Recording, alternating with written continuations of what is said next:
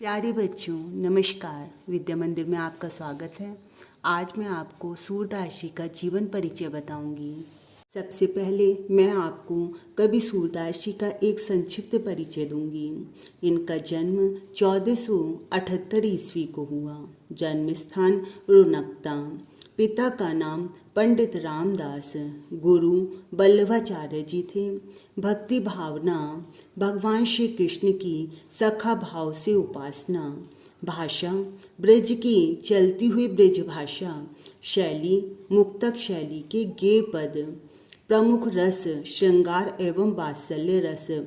साहित्य में स्थान वात्सल्य रस के सम्राट। मृत्यु 1583 ईस्वी। कृष्ण भक्ति शाखा के अष्टछाप के कवियों में सूरदास जी सर्वश्रेष्ठ कवि हैं। देखिए, अष्टछाप कवि 8 कवि थे जिन्होंने श्री कृष्ण के सौंदर्य का भाव विभोर होकर गुणगान किया। उनमें सूरदास जी सर्वश्रेष्ठ कवि हैं। इन्होंने प्रेम शिरोमणि भगवान कृष्ण जी का ऐसा सुंदर रूप प्रस्तुत किया जिसे पाकर भक्तगण भाव विभोर होकर नाच उठे। श्री कृष्ण जी का जो इन्होंने सौंदर्य का गुणगान किया है, आज भी उसे सुनकर पैर थिरक उठते हैं। इनकी अंधी आंखों ने कृष्ण जी के जिस रूप तथा भाव सौंदर्य को देखा, उसे देखने के लिए 500 वर्षों से कवियों की आंखें आज भी तरस रही हैं। सूरदास जी का जन्म सन 1478 ईस्वी में वैशाख शुक्ल पंचमी विक्रम संवत 1535 में आगरा मथुरा मार्ग पर स्थित रोनकता नामक ग्राम में हुआ था।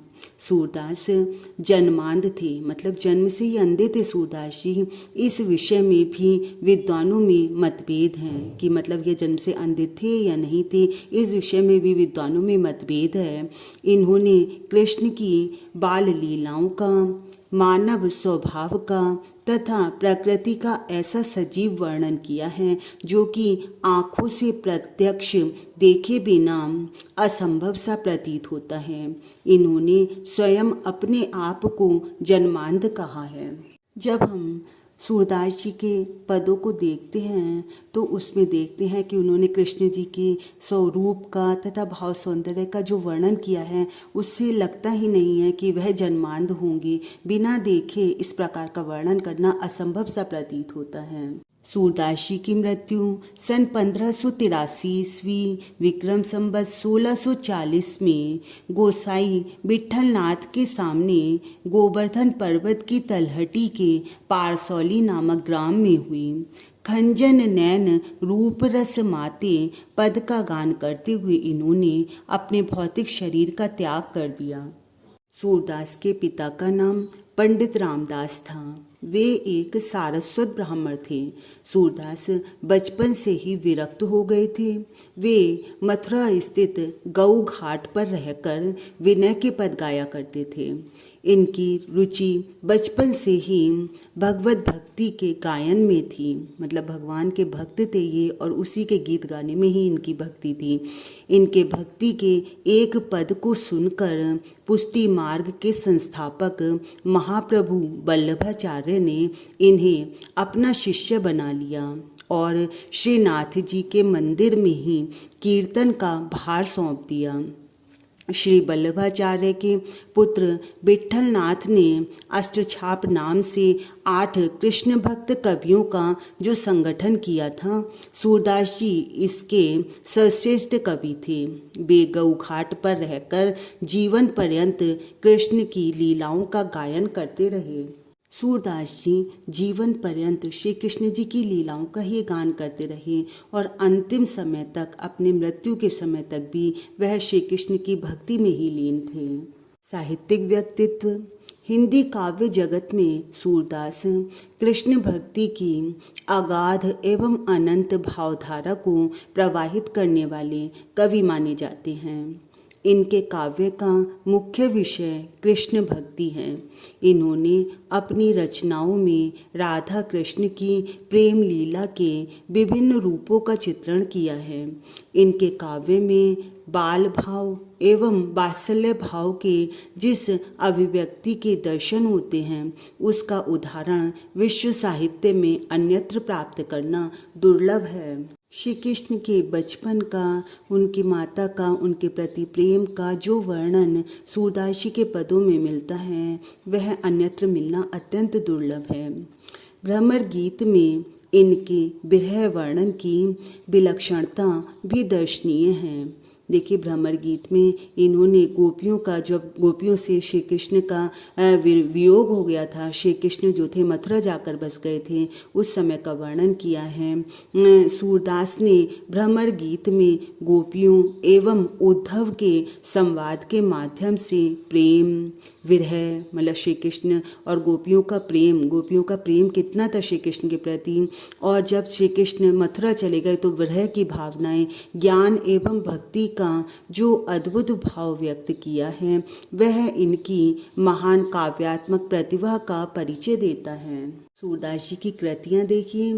भक्त शिरोमणि सूरदास जी ने लगभग 1.25 लाख पदों की रचना की थी। नागरी प्रचारणी सभा काशी की खोज तथा पुस्तकालय में सुरक्षित नामावली के आधार पर सूरदास के ग्रंथों की संख्या 25 मानी जाती है, किंतु उनमें 3 ग्रंथ ही उपलब्ध हुए हैं। नंबर 1 सूरसागर, दूसरा सूरसारावली तथा तीसरा साहित्य लहरी। सूरसागर श्रीमद् भागवत के आधार पर रचित सूरसागर के 1.25 लाख पदों में से अब तक लगभग 10,000 पद ही उपलब्ध हो पाए हैं, जिनमें कृष्ण की बाल लीलाओं, गोपी प्रेम, गोपी विरह, उद्धव गोपी संवाद का बड़ा मनोवैज्ञानिक और सरस वर्णन किया गया है। संपूर्ण सूरसागर एक गीति काव्य है। इसके पद तन्मयता के साथ गाए जाते हैं तथा यही ग्रंथ सूरदास की कीर्ति का स्तंभ है। वास्तव में सूरदास जी जो बहुत ही जाने माने कवि हैं, अष्टछाप के कवियों में सर्वश्रेष्ठ कवि हैं, उसका प्रमुख स्तंभ सूरदास जी की यही रचना सूरसागर है। सूरदास जी की एक अन्य रचना सूरसारावली है। यह ग्रंथ अभी तक विवादास्पद स्थिति में है, मतलब आज तक इस ग्रंथ पर यह विवाद है कि पता नहीं यह सूरदास जी की रचना है या नहीं, किंतु कथा वस्तु, भाव, भाषा, शैली और रचना की दृष्टि से निःसंदेह यह सूरदास जी की ही प्रामाणिक रचना है। इसमें 1107 छंद हैं। सूरदास की एक अन्य रचना साहित्य लहरी है। साहित्य लहरी में सूरदास के 118 दृष्टकूट पदों का संग्रह है। साहित्य लहरी में किसी एक विषय की विवेचना नहीं हुई है। इसमें मुख्य रूप से नायिकाओं और अलंकारों की विवेचना की गई है। कहीं कहीं पर कृष्ण की बाल लीला का वर्णन हुआ है तथा 1-2 स्थलों पर महाभारत की कथा के अंशों की झलक भी मिलती है। सूरदास जी का साहित्य में स्थान। सूरदास जी ने अपनी उत्कृष्ट रचनाओं से हिंदी साहित्य को जो गरिमा प्रदान की है वह अद्वितीय, अतुलनीय है। सूरदास जी हिंदी साहित्य आकाश के दैदीप्यमान सूर्य हैं, जिनके समक्ष कवि साधारण नक्षत्र से आभासित होते हैं। देखिए, जिस प्रकार से सूर्य उदय के साथ ही सब ओर प्रकाश हो जाता है, उसी प्रकार से यह जो है दैदीप्यमान सूर्य, इन्होंने सूर्य की तरह ही सारे संसार को प्रकाशित कर रखा है। और अन्य जो कवि हैं उनका जो वह साधारण नक्षत्र के समान थोड़ा सा प्रकाश करते हैं। देखिए, सूर सूर तुलसी ससी उड्डग्न केशव दास, अब के कवि खद्योत सम जह तह करत प्रकाश। बच्चों, आपको सूरदास जी का जीवन परिचय अच्छी प्रकार से समझ में आया होगा, ऐसा मुझे पूरा विश्वास है। अब आप मेरी वीडियोस को लाइक और शेयर करते रहिए। यदि आपने सब्सक्राइब नहीं किया है तो प्लीज़ सब्सक्राइब के रेड बटन को अवश्य दबाइए। धन्यवाद।